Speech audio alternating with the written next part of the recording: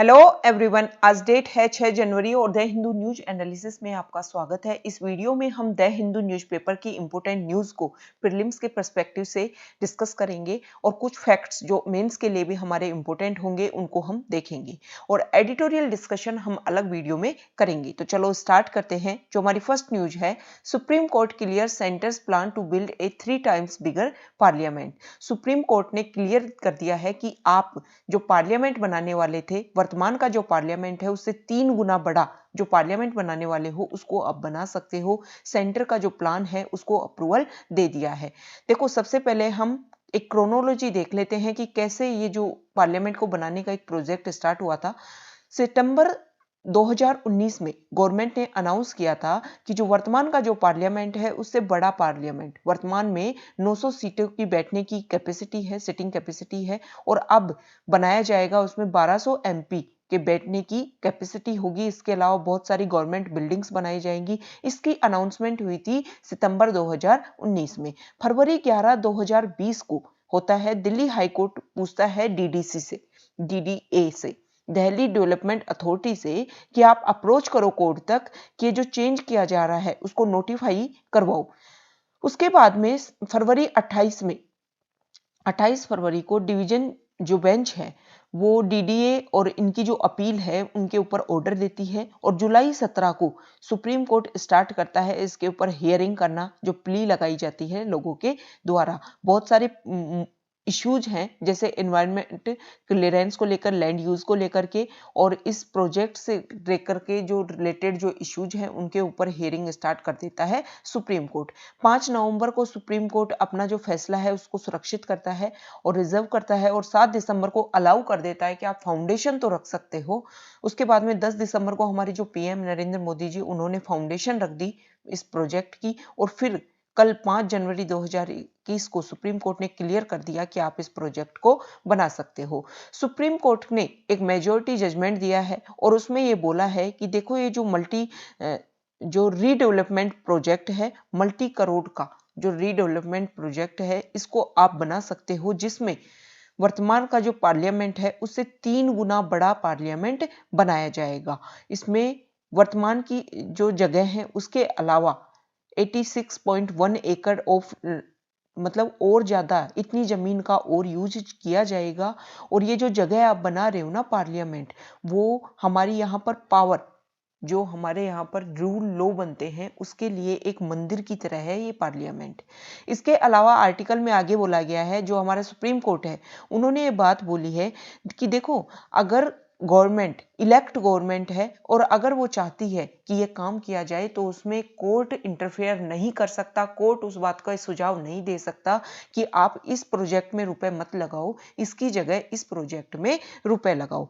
इसके अलावा इसमें आगे सुप्रीम कोर्ट ने एक बात और बोली है कि देखो, डेवलपमेंट जो है ना, डेवलपमेंट करना वो बेसिक ह्यूमन राइट है और स्टेट का कोई भी ऑर्गन दूसरे ऑर्गन के अंदर इम्पेडिमेंट, मतलब बाधा क्रिएट नहीं कर सकता। किसमें? In the process of development. Government कुछ भी काम करना चाह रही है, अगर लॉ के अकॉर्डिंग वो काम कर रही है तो उस डेवलपमेंट प्रोजेक्ट में स्टेट का जो दूसरा ऑर्गन है वो बाधा नहीं बन सकता। अब जो जो संसद है वो हमारी लेजिस्लेचर है जहां पर कानून बनाए जाते हैं, ठीक है, और जो जुडिशरी है वो स्टेट का दूसरा ऑर्गन है। तो इसलिए बोला गया है कि स्टेट का दूसरा ऑर्गन इम्पेडिमेंट नहीं क्रिएट करेगा डेवलपमेंट के एरिया में। तो यह हमारे सेंट्रल विस्टा जो प्रोजेक्ट था उसको अप्रूवल दिया जा चुका है। नेक्स्ट जो न्यूज है वो कोविड-19 की जो वैक्सीन है उसको लेकर के है। सीरम इंस्टीट्यूट ऑफ इंडिया ने कोविशील्ड बनाई है, जो पुणे बेस्ड है ये कंपनी है। उसने एक ट्रैकर क्रिएट किया है कि जो हमारे देश की जो 41 जो सिटीज हैं उनमें कैसे ये वैक्सीन पहुंचेगी, उसके लिए एक ट्रैक क्रिएट किया है। देखो, वैक्सीन ट्रैकर होगा। The proposed plan to transport COVID vaccine to thousands of PHC across the country. Pune में मैन्युफैक्चरर है, उसके बाद में इंसुलेटेड वैन्स में इसको ले जाया जाएगा एयरपोर्ट। और सबसे पहले 4 बड़े जो हब्स बनाए गए हैं, ये 4 जो गवर्नमेंट डिपो बनाए गए हैं, करनाल में, मुंबई में, चेन्नई में और कोलकाता में, यहाँ पर इनको स्टोर किया जाएगा इस वैक्सीन को। उसके बाद में यहाँ से इस स्टॉक को, इन 4 बड़े जो गवर्नमेंट डिपो हैं वहां से इस स्टॉक को शिफ्ट किया जाएगा 37 स्टेट स्टोर्स में। वैक्सीन जो है इन स्टेट स्टोर से बाद में वैक्सीन को डिस्ट्रिक्ट वैक्सीन स्टोर्स में क्या किया जाएगा, ट्रांसपोर्ट किया जाएगा और उसके बाद में प्राइमरी हेल्थ सेंटर्स में इंसुलेटेड वैन्स में स्टोर किया जाएगा, वहां तक उसको ट्रांसफर किया जाएगा। इस चीज में जो सबसे इंपॉर्टेंट जो रोल निभा रही है वो है AAICLAS। देखो AAICLAS है वो airport authority of India cargo logistics and allied service company limited है। ये नोडल बॉडी है किसमें, एयर ट्रांसपोर्ट, वैक्सीन का जो एयर ट्रांसपोर्टेशन किया जा रहा है ना, मतलब एक जगह से दूसरी जगह पर जो वैक्सीन को एयर के थ्रू, मतलब एरोप्लेन के थ्रू एक जगह से दूसरी जगह पर भेजा जा रहा है, उसमें ये कोऑर्डिनेटिंग कंपनी है और नोडल एजेंसी है उस काम में।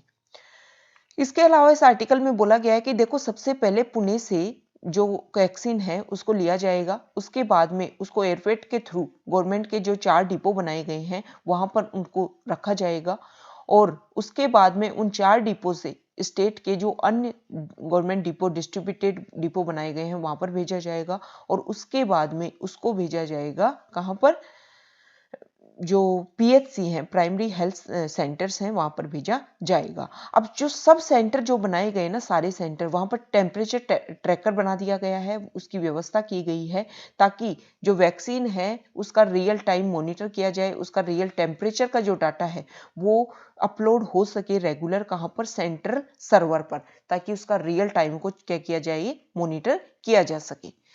नेक्स्ट जो हमारी न्यूज है वो बर्ड फ्लू को लेकर के है। देखो बहुत सारे स्टेट्स हैं, उन्होंने बर्ड फ्लू को लेकर के अपना अलर्ट जारी कर दिया है कि बहुत रेगुलर और बहुत तेज गति से ये बढ़ रहा है। केरला में बहुत सारे जो चिकन है उनकी डेथ हो गई है। हिमाचल प्रदेश की भी अगर हम बात करें तो वहां 2000 माइग्रेटरी बर्ड्स डेड पाए गए हैं। केरला में बहुत ज्यादा बढ़ रहा है, इसलिए उसकी जो सीमा जो जिन राज्यों की लग रही है, तमिलनाडु, कर्नाटका, उन्होंने अपनी सीमाओं को सील कर दिया है और ये चेकिंग के थ्रू ही एक स्टेट से दूसरे स्टेट्स में एग्स का, मीट का और जो हैंस, कॉक्स हैं उनका ट्रांसपोर्ट हो पा रहा है। अब देखो यहाँ पर बताया गया है हिमाचल प्रदेश की बात। हिमाचल प्रदेश में 2000 माइग्रेटरी बर्ड्स कहाँ पर, पोंग डैम लेक जो है वहां पर डाइड पाए गए हैं। तो हमारे एग्जाम के पॉइंट ऑफ व्यू से इंपॉर्टेंट हो जाती है पोंग डैम लेक। देखो पोंग डैम जो लेक है वो हिमाचल प्रदेश में है, ब्यास रिवर के ऊपर है और ये जो पोंग डैम है ना, इसको मैनमेड बनाया गया है, इसको महाराणा प्रताप सागर डैम भी बोला जाता है और इसी की वजह से ये लेक क्रिएट हुई है और ये वेटलैंड लेक है। यहाँ पर बहुत सारे माइग्रेटरी बर्ड्स आते हैं और जो बर्ड लाइफ सेंचुरी के रूप में इसको डिक्लेयर किया गया है। नेक्स्ट जो हमारी न्यूज है वो हमारी फाइनेंस मिनिस्ट्री को लेकर के है। उन्होंने बोला है कि पूरे वर्ल्ड में जहां पर कोविड-19 की सेकेंड वेव आ गई है और सेकेंड वेव की वजह से लोगों में, जो बहुत सारे देश हैं उन्होंने फिर से लॉकडाउन लगा लिया है, जिसकी वजह से उनकी जो इकोनॉमी है वो काफी नीचे जा रही है और रिकवरी होने में उनको काफी टाइम लगेगा। लेकिन अगर हम इंडिया की बात करें तो इंडिया में रेगुलर हमारे यहाँ पर जो केसेज है, एक्टिव केसेज, उनकी संख्या कम होती जा रही है और जो न्यू केसेज आ रहे हैं उनकी संख्या भी कम हो रही है। हमारी जो इकोनॉमी है वो वी शेप में चल रही है, मतलब एकदम से जैसे ही लॉकडाउन लगा तो हम डाउनवर्ड आए और अब अपवर्ड जा रही है, तो ये हमारे लिए पॉजिटिव बात है।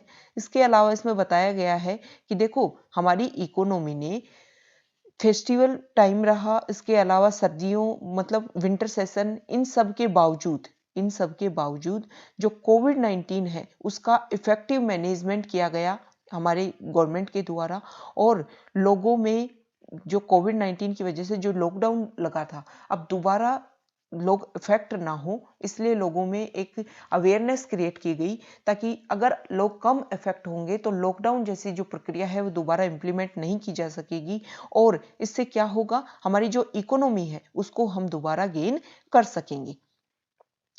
नेक्स्ट इस आर्टिकल में बताया गया है कि देखो जो हमारी जो एग्रीकल्चर सेक्टर है उसके ऊपर पहले क्या थी, प्रॉब्लम्स आ गई थी, उसमें कमी आ रही थी, लेकिन अब धीरे धीरे जो ग्रोथ है एग्रीकल्चर सेक्टर में वो भी बढ़ रही है। जो रबी सीजन है उसमें जो फसल बोना है वो इंक्रीज हुआ है, 2.9% की उसमें इंक्रीज हुई है।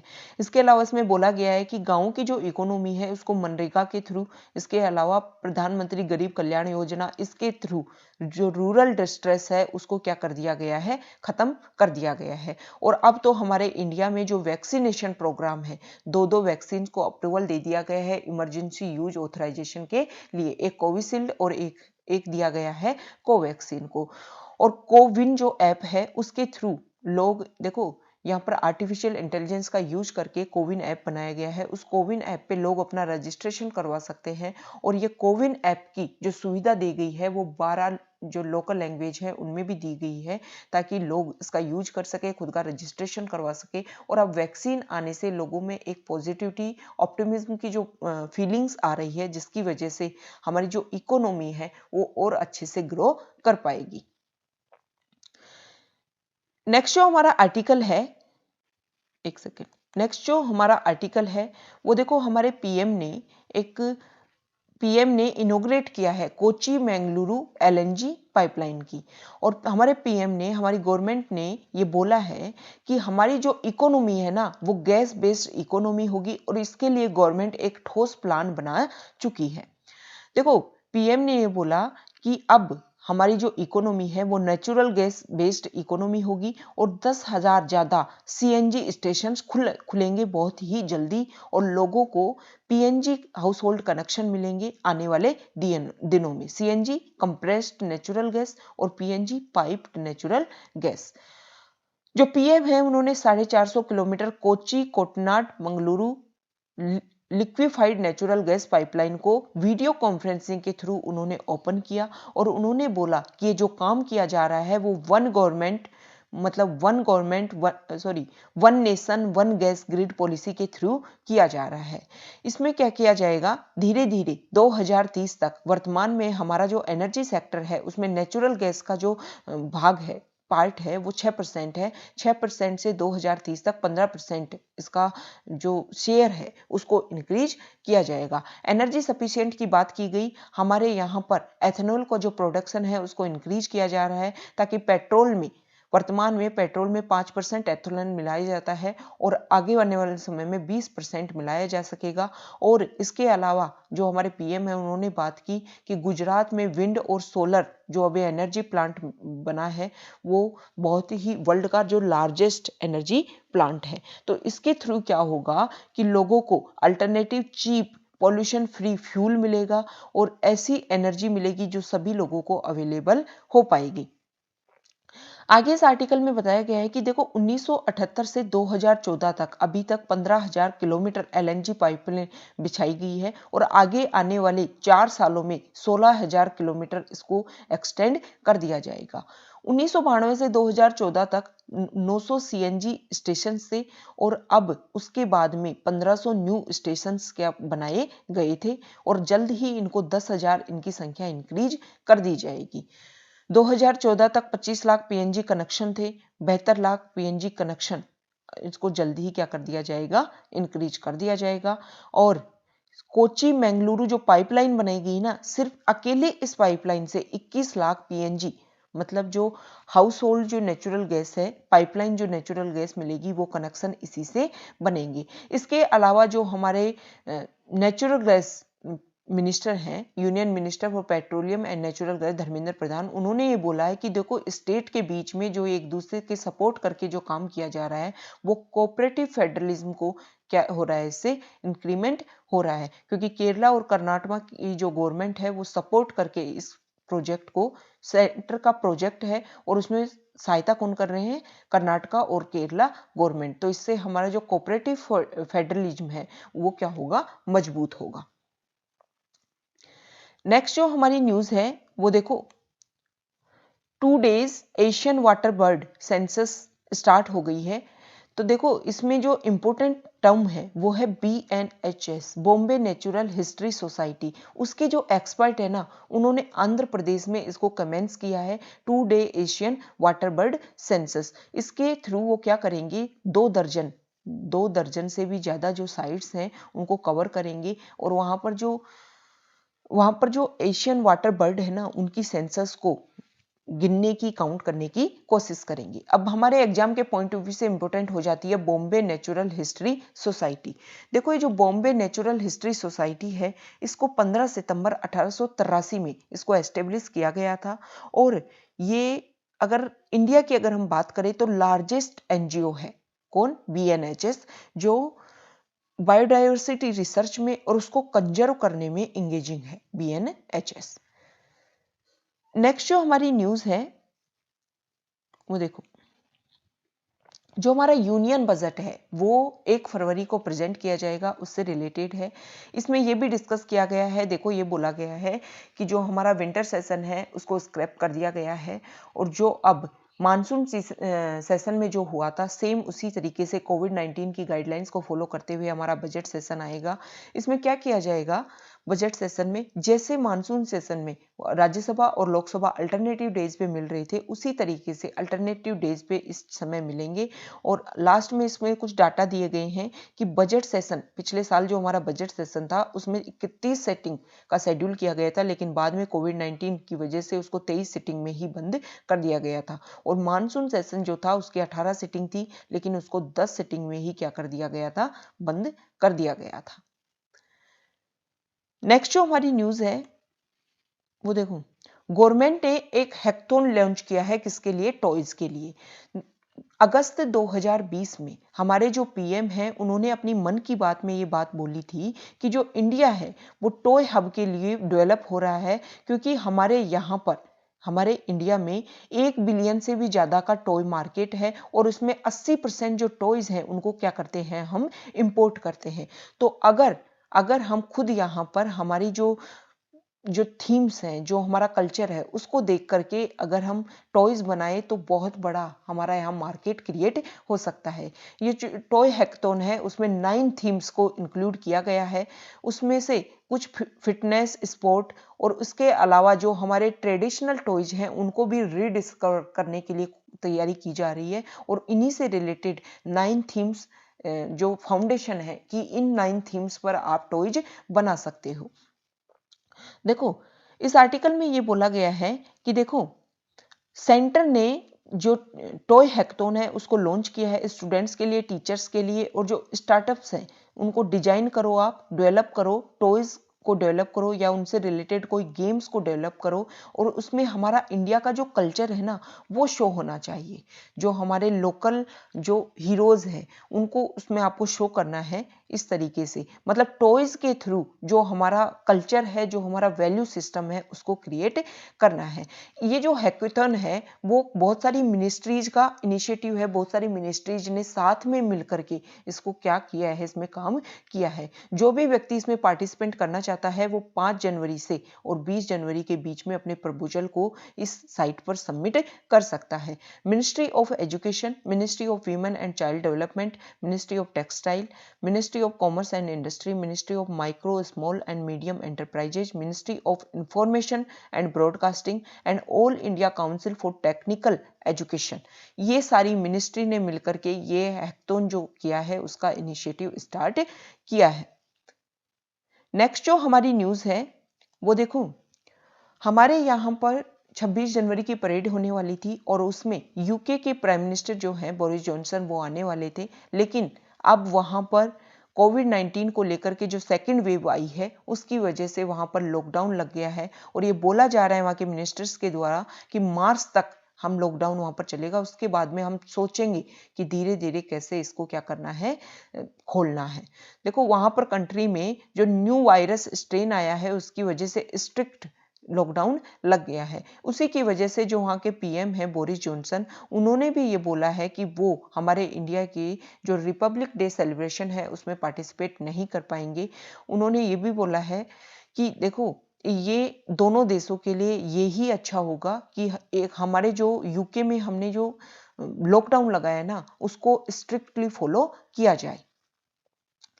नेक्स्ट जो न्यूज है देखो, कोविड-19 जो चल रहा है वो पूरे वर्ल्ड में चल रहा है, और श्रीलंका में जो इंडिया ने 2016 में जो एम्बुलेंस जो गिफ्ट दी थी ना, उससे कोविड-19 को फाइट करने में, कोविड-19 से लड़ने में श्रीलंका के एडमिनिस्ट्रेशन को काफी सहायता मिली है। 2015 में इंडिया के जो पीएम हैं उनकी यात्रा थी श्रीलंका के लिए, तब उन्होंने वहां पर ये एम्बुलेंस गिफ्ट की थी। इससे अलावा एक और भी बहुत बड़ा प्रोजेक्ट इंडिया ने वहां पर क्या किया है, गिफ्ट किया है। 60,000 हाउसेज बनाने का एक प्रोजेक्ट है। उसके बाद में ये बहुत सारी जो एम्बुलेंस वहां पर गिफ्ट की थी, उसकी वजह से कोविड-19 को फाइट करने में, कोविड-19 से लड़ने में श्रीलंका को काफी हेल्प मिली है। तो ये आज का हमारा डिस्कशन था। हमने इंपॉर्टेंट पॉइंट्स को डिस्कस किया। Okay, thank you.